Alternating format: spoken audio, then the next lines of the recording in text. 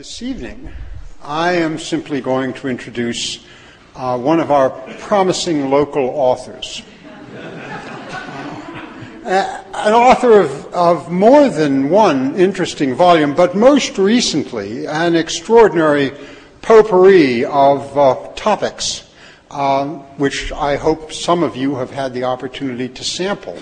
I mean, after all, petrified mice and Piranesi and Antonioni and Samuel Johnson all rubbing up against each other in the same book.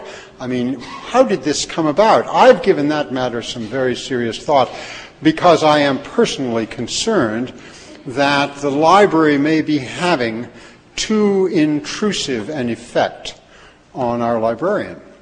I mean, is it conceivable that he found himself in the reference department and couldn't help but think about Samuel Johnson? Would it be the case that he was in the fine arts section and Antonioni sprung to mind? And if that was so, where was he when he was thinking about Piranesi? Doesn't bear too much thought or analysis, I think. So tonight we have The Secret Life of Type, a fascinating and mysterious topic.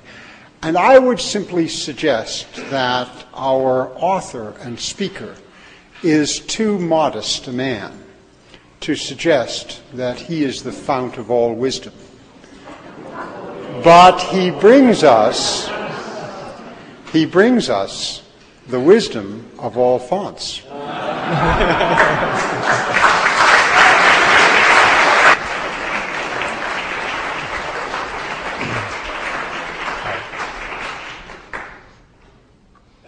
Thank you, Marshall. I'm going to remember that one myself. Very nice indeed. Well, I want to thank you for that nice introduction. I want to thank all of you for coming this evening to this lecture and book signing. I want to thank all of the trustees of the Athenaeum who have generously supported the publication of this volume, The Scholar-Librarian. And I want to thank all of my fellow scholar-librarians here on the staff of the Athenaeum for supporting me over the years as well. And I'd like to single out Ann Wadsworth, our editor of publications, Catherine Cooper, my executive secretary. They've lived with this book for many years. And Pat Boulos, who pulls all the slides miraculously and at the last minute sometimes. So thanks to all of my colleagues here at the Athenaeum. Now, I think that deep within the breast of every scholar, there lies a somewhat hidden desire to reach a larger audience, a more general audience. And while I was and have been working on this rather ungainly project on printing history in the 18th century, I said to myself, perhaps I could write an essay on typography for the general reader. And so I did so, or at least I thought I did. Because having finished it, I said to myself, well, where would I like to see it appear? Where would people really see it? Not just here in Boston, but perhaps all over the country. So I wrote to my friend, Lewis Lapham, the editor of Harper's. Some of you will remember that he gave a lecture here 2 years ago. And I asked him whether he'd be interested in the essay I described. Here's his reply. Dear Richard, as much as I would like to say otherwise,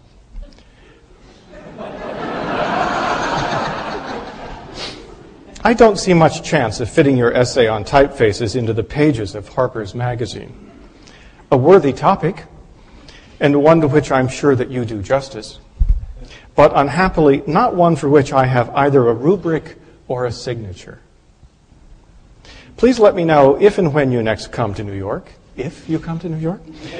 I'd welcome the chance to stand you to a dinner or a drink. Isn't that wonderful? I'm going to have to learn to write letters like that. A rubric or a signature. If you see that in one of my disappointing letters to you, you'll know where it came from.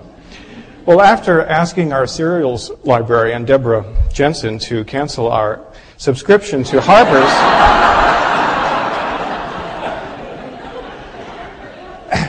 I then wrote to our fellow member, Cullen Murphy, editor of the Atlantic Monthly. He said he'd love to see the essay. One day later, he wrote me the following email. Dear Richard, thank you very much for sharing your essay on the secret life of type with me. This is just the kind of essay that I personally relish.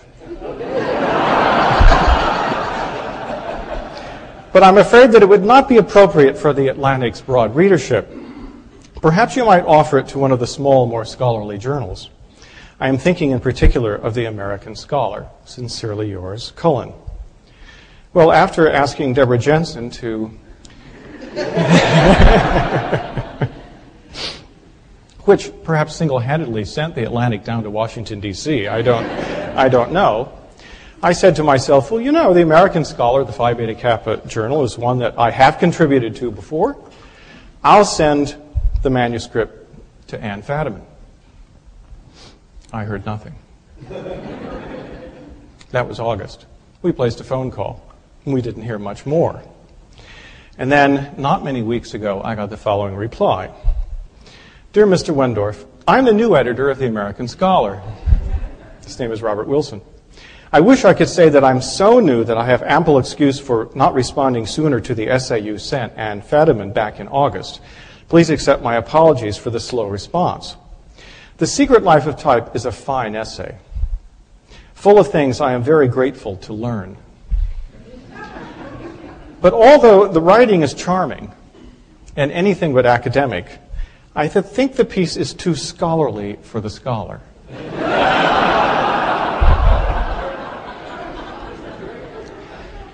So after asking Deborah Jensen to sever our relationship with the American Scholar, I decided it was too late to send it anyplace else. It's chapter 9 in the Scholar-Librarian.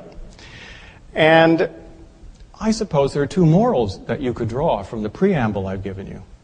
The first is that the talk you're about to hear is probably the driest and most arcane one you're ever going to experience.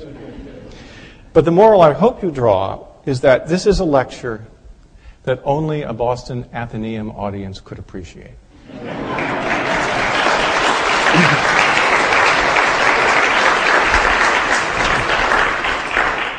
All right, I put on my punctuation tie. I leave it to you to make up your mind. The Secret Life of Type.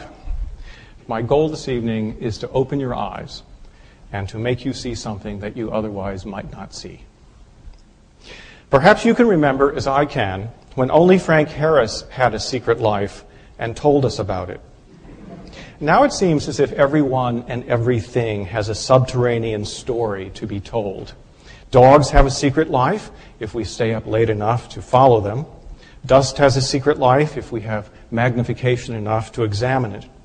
Bees, germs, plants, food, the brain, the unborn child, the Catholic Church. Each has a hidden life according to a tidal wave of confessional histories. Even Salvador Dali's secret life is now in print, as if the artist who invited his guests to watch him masturbate ever had much to hide. Surely something as familiar and ubiquitous as typography must have a secret life as well.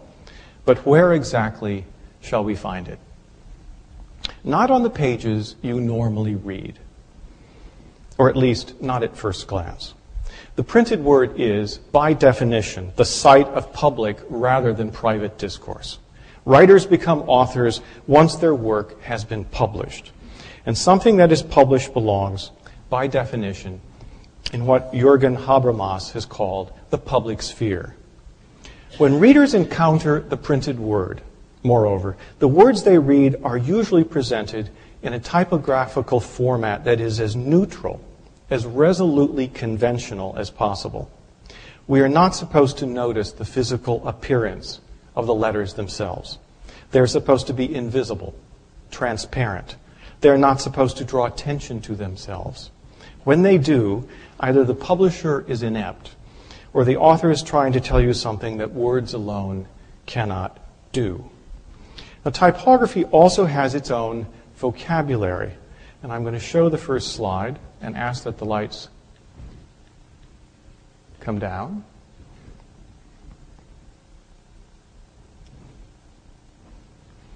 And the vocabulary you can make out.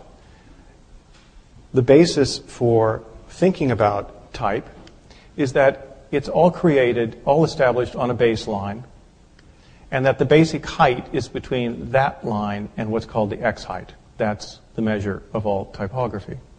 There are descenders and there are ascenders, and there are bowls and there are stems. And what many of you know about is the fact that there are serifs. That is, there's a little extra at the bottom of that F, a little something extra at the bottom of the P, something at the top of the P as well.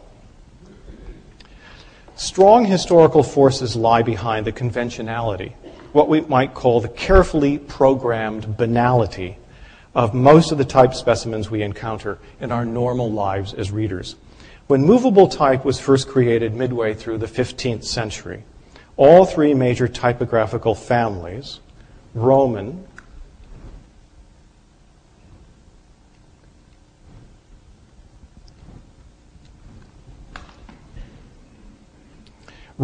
Italic, and Gothic, all of which you can see at the top here on the right. There's your Roman, there's your Italic, and there's your Gothic, which is called English in this late 17th century book, were derived from manuscript hands that flourished at the beginning of the incunabular period, literally the cradle or the infancy of printing.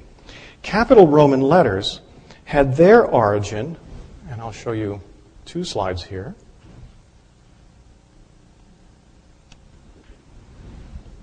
Had their origin in the square capitals found in Latin inscriptions on classical columns and buildings.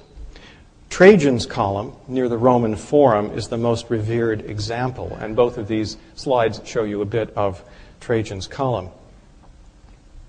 Because these capital letters were less amenable to the needs of everyday writing, a form of cursive running script, running as in cursive, with rounded Roman capitals evolved during the early centuries of the modern era. Smaller letters, also derived from classical Roman capitals, appeared just as the empire fell, and these were then codified during the medieval period into what has become known as the Carolingian minuscule. And there's an example that's been worked out to show you exactly what that looks like. Capitals, on the other hand, are known as majuscules. Further refinement of these letter forms by Renaissance humanists eventually produced a prototype for the earliest printing in Roman, which seems to have appeared in 1467, over a decade later than the publication of Gutenberg's famous 42-line Bible. And I'll show you a page from Gutenberg. This is from the book of Genesis, and it, of course, is in Gothic type. Gutenberg's Bible, and indeed every text issued during the first 10 years or so of the incunabular period, was printed in what we today call Gothic typeface, although at various times it has also been called English, Textura, or simply black letter. It's important for us to remember that the first books printed in England also appeared in black letter, that the first English book completely printed in Roman type did not appear until 1555, almost 90 years later than on the continent, that the King James Version of the Bible, which you see on the left, was printed in black letter in 1611, and that royal proclamations were printed in this style until 1730. But of course, if you look carefully at what is, I'm afraid is a bit of a smudged slide, you'll see that although all of this is in black letter in Gothic, that you've got Roman there, and of course Roman there, and Roman up there as well. By the mid-17th century, Gothic type was already viewed by English printers as being out of date, and the last English Bible printed in black letter appeared in 1640. Gothic lettering continued to survive precisely where it still flourishes today, on the mastheads of English and American newspapers. And in Germany, of course, they continue to order these matters differently, retaining not only their predilection for Gothic script, but also their use of the long S with all of its ligatures and the capitalization of common nouns, both of which were long discarded by French and English printers, as I'm going to show you. As its name suggests, the third general family of Western typefaces, italic, is derived from Italian sources, particularly the chancery hands that proliferated during the Italian Renaissance. The Venetian printer, publisher, and scholar Aldo Manutio commonly known today as Aldus Manutius, introduced a cursive Latin script for learned books in 1501, and then adopted it for his celebrated books in smaller formats, really our earliest pocket books, so to speak. And I'm going to show you 3 examples because Aldus's types were so beautiful. Here's the Greek, which is just stunning, I think. And then it was a step from that to Roman, which is also, I think, quite beautiful. And then his most famous creation, the italic.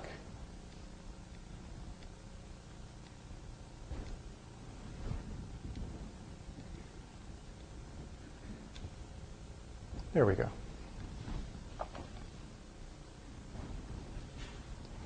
Italian printers employed their own versions of the Aldine italic for text printed in either Latin or the vernacular throughout the 16th century, thereby rounding off my argument concerning the historically based conventionality of type. When these 3 typefaces were first introduced, their basic shapes were already familiar to the small audiences capable of reading Renaissance manuscripts and, by extension, early printed texts. Our first printers shrewdly decided to emphasize continuity rather than innovation in the physical appearance of their letters. Their technology was revolutionary, but their product was not. And it's therefore not surprising that many readers found the first generation of printed books to be less attractive than their calligraphic counterparts, nor that some collectors actually prided themselves on only purchasing or commissioning books in manuscript form. This moment of cultural differentiation should not be lost on us today, given the continuing devotion to print culture within the opening decades of what is called both the electronic age and the late age of print. The letter forms we encounter today, therefore, have a long history, over 2,000 years in the case of Roman, and it's a history of slow evolution rather than abrupt cultural or visual change. Each of the 3 families of typographical lettering adopted conventional features from a local calligraphic tradition, and each scribal family in turn generated its own conventions in capitalization, punctuation, and the use of ligatures, for example, as each typeface became something of a visual universe unto itself, separated from and uncontaminated by competing typographical forms. But then something interesting happened. Italic type found its way into German printing by 1520 or so, into French books by 1530, and into English texts by 1555, but often with a difference. For the typeface that had originally been created by Aldus as an alternative to Roman or Gothic was also being used piecemeal within Roman texts, in marginal notes, or for decorative purposes on title pages. An early English version of Horace, for example, might well be printed in italic with Roman notes, but that would be an exception. The normal practice was for books to be printed in Roman with insertions and supplements in italic, as in an italic dedication, preface, or introduction to a Roman text. The 17th century French grammarian Guy Miege was quite clear on this point. Quote, "In the way of printing, the Roman letter is the chief and predominant, the italic being only used for distinction's sake, but chiefly for proper names, quotations, and change of language." An explanation made all the more telling by appropriately and ironically having Miege place the word Roman in italic. At work in these distinctions, moreover, are hierarchical, nationalistic, aesthetic, and even gender issues that begin to suggest the secret life of type. What happens, for instance, when 2 families of typeface are mixed together? In English and American printing, it's still normal for the Roman letter to predominate and thus to determine the conventions of the text in hand. We no longer italicize proper names and quotations, but we do italicize foreign words, dedications, stage directions, some running heads, some subtitles, some prefaces, and even the occasional distinctive word. Italic sets apart certain words or certain elements in a publication, and thereby produces what Joanna Drucker has called the marked text. Drucker, who is both a critic and an artist of the book, has a special interest in typographical features that manipulate how a given text is read and interpreted. The choice and size of type, the juxtaposition of types and type sizes, the use of boldface and color. All of the elements that we normally associate with commercial or bureaucratic texts that attempt to provoke a particular form of behavior in us as readers. Buy this, don't do that. Against this aggressive form of printing, Drucker juxtaposes the unmarked text, what she calls the even gray page of prose and poetic convention, whose typography is seemingly invisible, its text neutral and natural to the reader, the text, in other words, that you normally read. This, I think, is a helpful distinction, but finer distinctions may be even more useful. It's been pointed out, for instance, that no printed text is really unmarked. Once given visual form, Megan Benton and Paul Gutjahr have argued, texts are implicitly coded in ways that signal, however subtly, their nature and purpose, as well as how their creators wish them to be approached and valued. Designers and printers, that is, good designers and good printers, constantly make decisions about which typeface is most appropriate for a given text or genre of printing. One of them, the Canadian poet and typographer Robert Bringhurst, has gone so far as to claim that typography is, quote, an essential act of interpretation, full of endless opportunities for insight or obtuseness. I'll return to the thorny issue of interpretation at the close of this talk. What's not in dispute, I think, is the fact that for readers, although perhaps not always for writers, for readers, linguistic texts don't exist apart from their manner of presentation, whether they be printed, handwritten, illuminated, engraved, abbreviated, digitized, or otherwise manipulated into forms that remain accessible to us. Linguistic texts are conventionally published and therefore enter the public sphere by a means of a series of typographical marks. Thus, there is no such thing as an unmarked text, even when there is only one choice of typographical presentation. It is, after all, a choice, or, if not a conscious choice, at least an accepted form of presentation that differs from a myriad of other possible presentations. This lecture, for instance,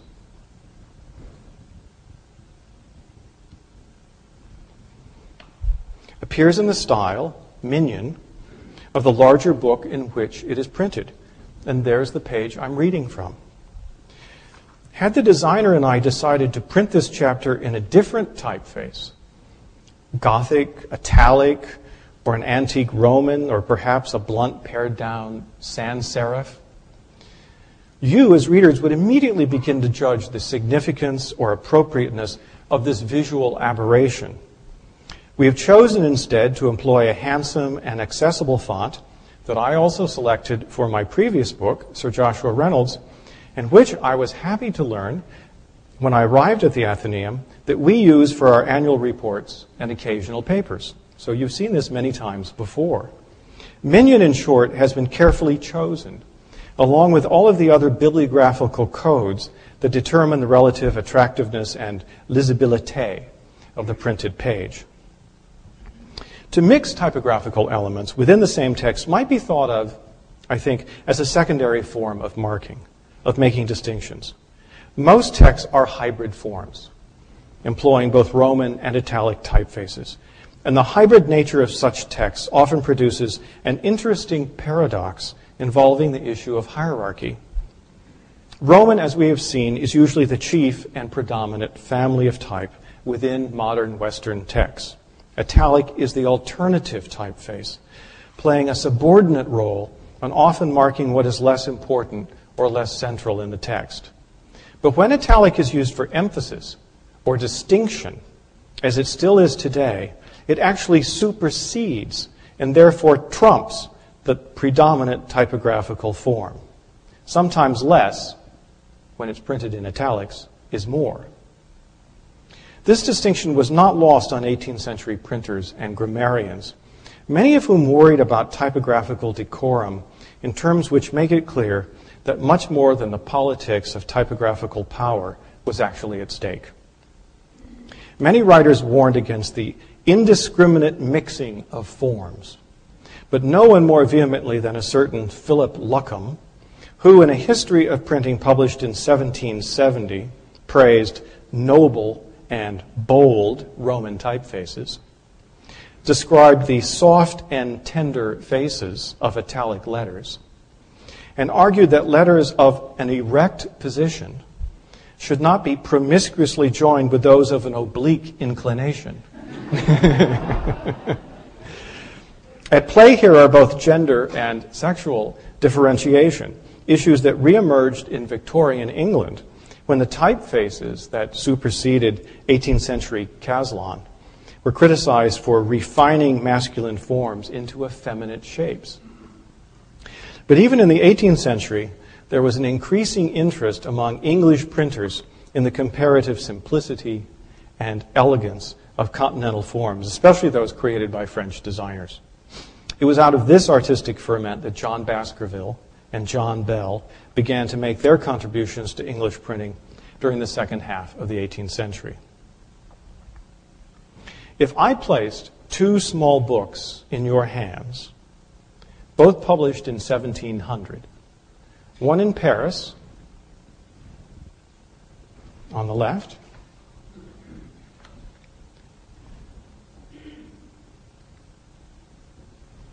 the other in London on the right, the remarkable difference between English printing and its counterpart on the continent would immediately, I think, be apparent to you.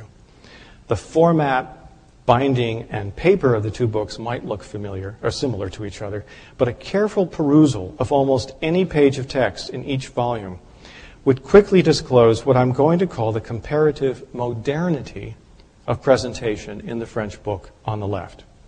The Parisian text will almost certainly appear to be less cluttered. It will contain more generous margins and more spacing between lines, and perhaps between letters and words as well, thereby producing a shorter and more open text block that has become more inviting to the reader. The letters themselves will be thinner and perhaps more attenuated. And if there are larger visual elements at play, a vignette, which you see here, or printer's device, for example, they will be more delicately designed as well. You will also be struck by the comparative lack of typographical diversity on the French page. Instead of the characteristic English mishmash of competing type forms and type sizes, you will encounter a more consistently printed text with fewer excursions into italic, a more sparing use of capitalization, and a less frequent employment of small caps, sometimes called caps and small caps. In short, the French page will be less crowded and more homogeneous. Its words will not be found clamoring for attention, possibly at each other's expense. You will find it, dare I invoke the word, not only more refined, but also more completely rationalized. We need to ask ourselves, however, whether there might not be some essential logic at work within the more variegated English texts at the turn of the 18th century. Is it possible that the English propensity for italic, capitals, and small caps was based on a practical schema concerning hierarchy and subordination? Had the French by 1700 abandoned an important typographical form of differentiation? In theory, at least, the English printers and grammarians knew what they were doing. Italic, as we have seen, was to be used for proper names, quotations, and words in a foreign language. Capitalization was to be employed for words beginning a sentence or a line of poetry, for proper nouns, and for what were called emphatical words, usually substantives, what we today call common nouns, although other words, including pronouns and adjectives, could also have particular emphasis placed upon them. In practice, however, English printers produced thousands and thousands of books containing an extraordinary hodgepodge of typographical elements. Most texts printed in the second half of the 17th century and the opening decades of the 18th century capitalized virtually every noun, common as well as proper. Because proper names and other substantives could be either capitalized or italicized, or both, and because the English relished the use of small caps for emphasis as well, we often discover a remarkable clogging of the typographical arteries. Some of this visual variety could be harnessed to mark important distinctions within a given text, especially in theological discourses with their fine hierarchical gradations. But in most of these books, there is little coherence or logic whatsoever. What the English preached at the turn of the century, particularly the occasional use of capitalization to mark important common nouns, their counterparts in Rome and Madrid faithfully practiced, and their counterparts in Paris and Frankfurt happily abjured, the French essentially abandoning the capital while the Germans carefully husbanded it. And then, beginning in the 1740s, books produced in London began to resemble their Parisian frères et sœurs. The capitalization of common nouns began to disappear. Italics were more or less restricted to foreign words, place names, and quotations, and small caps began to take their modern position at the opening of paragraphs and in various stage directions. There are exceptions, of course, but by 1770, it was more likely that an English book was printed in what I call the new style rather than the old. By the 1790s, moreover, we begin to encounter what is essentially the modern English page in the 1790s.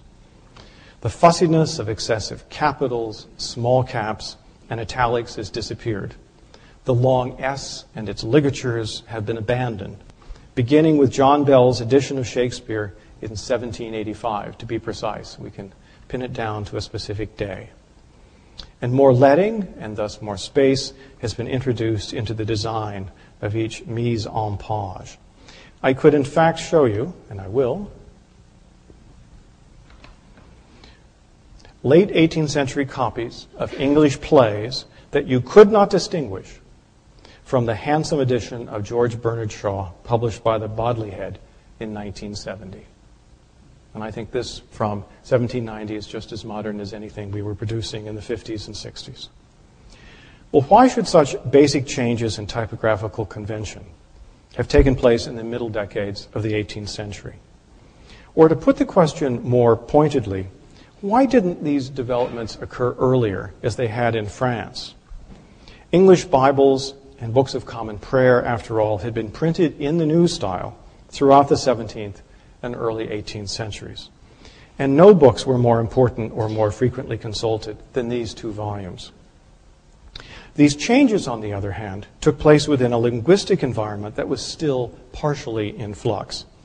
As late as 1721, for example, Isaac Watts could write in his book entitled The Art of Reading and Writing English that he follows, quote, the old and usual custom of listing 24 letters in the alphabet.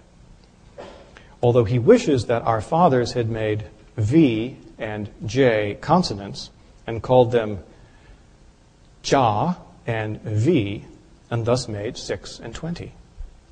Well, most of his contemporaries did make 26, but even as J and V entered the horn book and the printing house, there were continuing debates about how the various letters should be pronounced. Ja is not our J, after all, and whether H was a proper letter in English or merely a mark of aspiration. Benjamin Franklin, who began life as a printer, or more precisely as his brother's printer's devil, only a few blocks from where we're sitting this evening, pointed out that there were two practical reasons for retaining the capitalization of common nouns. Because so many books were still read aloud, Franklin argued that capitalization helped the speaker judge which words deserved particular emphasis. He wrote, the eye generally slides forward 3 or 4 words before the voice. And we therefore rely upon distinctions within, this is not his phrase, the visual field, in order to modulate our expression. But Franklin was also concerned about the difficulties foreigners would encounter as they attempted to decipher what was essentially a less mediated text. Capitalization turned out to be particularly helpful to those who were not well acquainted with English and its prodigious number of words that are both verbs and substantives, nouns, a phenomenon that is much rarer in French. Franklin, and who would know better, ascribed this change to the fancy of printers, who believed that the suppression of capitals, and I quote again, shows the character to greater advantage, those letters prominent above the line disturbing its even, regular appearance. The effect of this change is so considerable, he went on, that a learned Frenchman who used to read English books with some ease now found them difficult to understand, blaming the stylistic obscurity of modern English writers because he did not realize that the printing conventions themselves had been changed. Franklin called these changes improvements backwards. But by the time he voiced these concerns in the 1770s and 1780s, he was clearly the odd man out. I focused on the standardization of printing conventions in England during the 18th century for a number of important reasons. First, because distinctions between upper and lowercase letters, or between Roman and italic fonts, are relatively easy to parse. Second, because capitalization and italicization immediately raise issues of hierarchy, nationality, gender, and, as we've seen, even sexual decorum.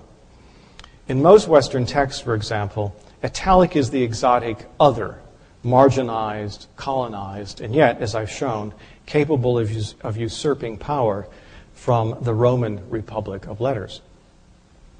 And finally, because we can show how the English standardization of its printing conventions unfolded within a broader cultural climate, in which our predecessors were willing to question traditional forms and to entertain some quite different alternatives. The American printer Daniel Berkeley Updike once remarked that we unconsciously govern our printing by the kind of life we approve. A Marxist would phrase this rather differently, emphasizing ideology, internalized perhaps to the point where it becomes invisible, as the shaping factor in cultural production. But the point is essentially the same. Typography, like any other human artifact, bears the impress of the culture that produces it. For American and English readers, the 18th century remains a critical period in the history of typography because of the gradual but decisive changes that produced the modern standardized page of text with which we are so familiar. The codification of printing conventions both reflects and participates in larger cultural forces that England entertained and in many ways embraced halfway through the 18th century. This isn't to say, however, that typography actually performs an interpretive art, as Robert Bringhurst has argued in The Elements of Typographical Style. His full argument is worth quoting here. Typography is to literature as musical performance is to composition, an essential act of interpretation full of endless opportunities for insight or obtuseness. I think the analogy is interesting but faulty. Composers compose music in their heads, at their pianos, and then give that music material form through a series of marks, musical notations, that are later printed on pieces of paper. Conductors and musicians perform a composer's music by reading and interpreting the musical score. And each performance, therefore, is indeed an essential act of interpretation, full of opportunities for insight or obtuseness. Authors write literary works in their heads or at their workstations, and then give those works material form through a series of marks that are written and later printed on pieces of paper. Readers interpret a writer's work by reading the printed text, Each reading is an interpretive performance, whether it be silent or spoken, private or public, internalized or given verbal form. Although one can easily cite exceptions to this rule, typography is normally not interpretive or performative. This is what we as readers do. But typography is arguably the most important element in the creation of the material text. And the decisions that authors, printers, and publishers make about the presentation of a given text often influence the process of interpretation. Like the many other elements of a bibliographical code, typography may present itself as conventionally, as neutrally, as blandly as possible. Or it may, as Bringhurst nicely phrases it, aspire to a kind of statuesque transparency, drawing attention to the text, but also relinquishing the attention it has drawn to itself as part of that text. In the 17th and 18th century, for example, capitalized and italicized personifications reminded readers that these figures were intended to be visualized, often as classical deities with their full panoply of allegorical attributes. Or typography may be palpably aggressive, an end in itself, as Jerome McGann has remarked of William Morris's typographical excesses at the Kelmscott Press.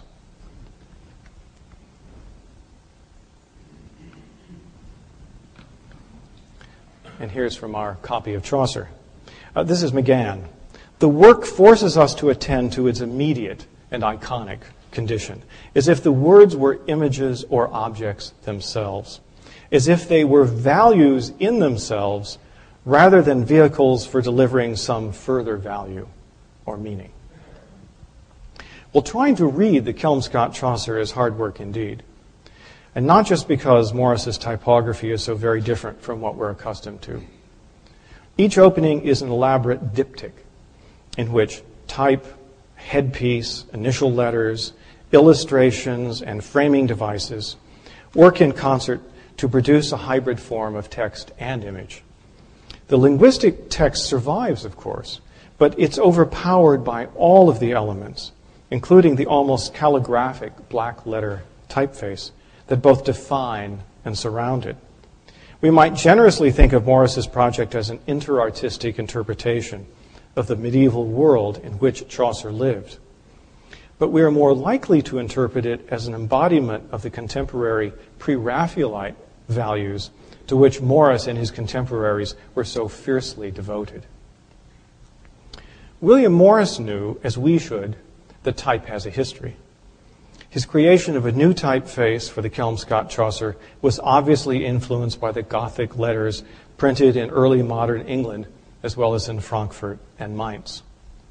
Morris also knew, as we now should, that typography is fully implicated in the culture in which it is created and used, and that the elements at play within a page of text therefore perform complex and sometimes conflicting roles. He also knew that Chaucer's text, like any text, does not exist, for readers at least, apart from its material form, and that typography is therefore a crucial element in the creation, interpretation, and transmission of the material text. We may experience type as a transparent medium, but it is anything but invisible. It is, in fact, the word made visible, the word made public, and thereby open to those acts of interrogation upon which the vibrancy of a culture depends. Thank you very much.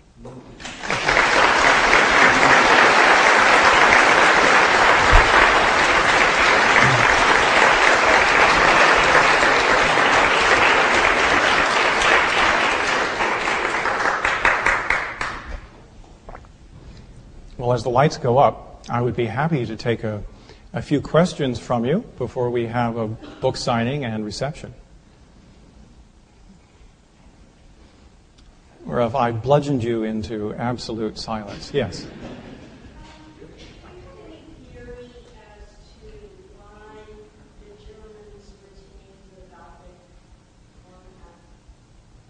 Why have the Germans retained the Gothic typographical style? Well, they have and they haven't. They have experimented, especially during the Bauhaus years, with Roman type forms, including a number that have been very successful and very influential with sans serif, with very, very plain, pared down type forms, all of which were thought to be decadent, of course, by the Nazi administration. And so Nazi Germany actually insisted that the Gothic typography come back and be used in all publications. And I think, as many of you who know current German issues better than I, realize that German newspapers and magazines have played around with the idea of not capitalizing common nouns. But in fact, many of them have recently said that it has not been a successful experiment, and they want to go back to their traditional way of presenting the text. I'm not sure that's an answer, but at least it conveys a little bit of information about what's happened in the 20th century. Yes? Would you have an interesting comment on the different kinds of type used in some of the major good newspapers? The question is, would I have anything to say about the choices of type that are used in some of the major newspapers? I'll answer that question by saying that almost every major newspaper in the United States and England has in fact commissioned contemporary type designers to revise or to replace the typography you see. So the New York Times and the Boston Globe both have a number of new typographical forms that you may actually not have noticed, but they are different from what you used to see even 10 years ago. And that's true in most of the London dailies as well.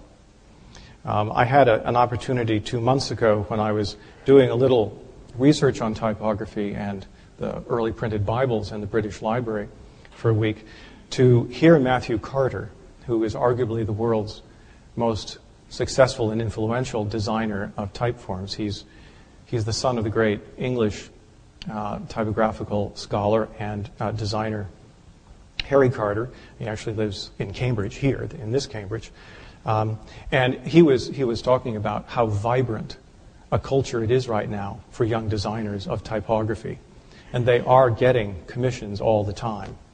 And Matthew has kindly agreed to come to talk to us within the next year about his career as a typographical designer. Yeah. Yeah. Yes. Was there a specific reason for the death of the long S? Was there a reason for the death of the long S? Sounds like the mystery discussion group at the Athenaeum should take that up. It should have died a long time ago. That's the short answer. A slightly longer answer is to say that the world's leading expert on long S is named James Moseley. He used to be the librarian of the St. Bride's Printing Library in London, near Tate Modern, and he's now a professor at the University of Reading, and he has published a couple of very small articles on this, and he thinks that the English looked very carefully at what the French were doing in the 1770s and 80s and decided to imitate them. On the other hand, it was pointed out to him that the Spaniards had abandoned the long S even earlier than the French. So he's not exactly sure what the process is. But in fact, John Bell, when he produced his Shakespeare edition, followed it 3 years later in 1788 with a new newspaper called The World. And The World also did not have long S and those ligatures. And within just a few years, every major English newspaper had abandoned the long S with the exception of one. The Times. The most conventional newspaper then and now. Yeah. One other practical answer to that, if you've got ligatures, you've got to have more pieces of type in your case. And at some point, I think they just decided it wasn't necessary. And it may also have something to do with the stretching out of the letters in a sentence within a word, so that they didn't have to be as tight as they were before. Yes? Could you say something about the future of type design and how has the computer affected how we read and what we need from type? The question is, what does the future of type look like, and has the computer changed the way we think about type? I'm not the perfect person to answer that question. Matthew Carter is precisely the right person. But I've read enough and listened enough to be able to say a few things. The first is that all current typographical design is being done on a computer. And in fact, that's been the case now for several decades. Virtually no one is still using a pencil. And no one is carving into pieces of lead anymore in order to make a matrix. That's all behind us. Those who can draw continue to draw, but only as an ancillary way of working out some preliminary thoughts. The work is done on the computer, and the computer has, in fact, made it easier to do that work than it ever was before. I could have shown you an example of a new typeface. I would tell you it's a new typeface. And you would say, that's really weird. It looks as if, it had been produced by a computer just a year or two ago. But in fact, these began to be designed back in the 1950s and 1960s, some of these radical forms. Now, let me add a little footnote to that. The nice new editor at the American Scholar said to me that he wanted all of the information of the essay into the American Scholar, but he wanted it to be timely. And so he has commissioned me, if I say yes, and I haven't decided yet, to write an essay in which I would try to talk about typography as the historical and aesthetic background that lies behind what you see as you move your fingers on the keyboard and look at what's on your screen. And as you make decisions about which font you're going to look at and which font you're going to print out in. That is, he wants a hook. He wants a temporal hook. And he said that if I'm willing to do that, he's willing to publish it. We'll see. One more question. Yes.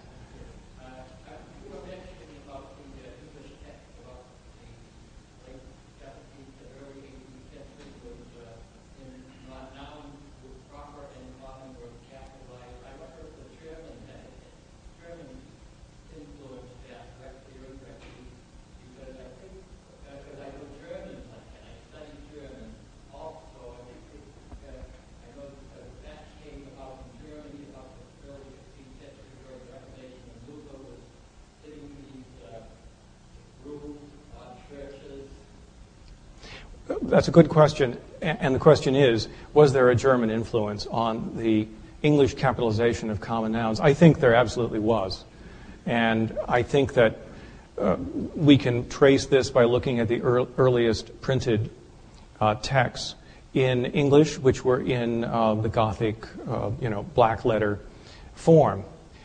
But here's the problem. Most of those early books don't have the capitalization of common nouns. They have the typography, but they don't have the capitals. That seems to come later. It seems to come in the 16th century and then in the 17th. It's a bit like the paradox I'm dealing with in my thinking about my book when it comes to the Bible and the Book of Common Prayer. If the 15th, 16th, 17th, and early 18th century Bibles in English didn't have all of this capitalization, then why did every other book have it? You would think that the most common, the most popular, the most widely read and consulted book would actually have an enormous influence on everything else. That simply was not the case. If you've got an answer for that, you're going to be in my acknowledgments in caps, italic, and small caps as well. Thank you very much.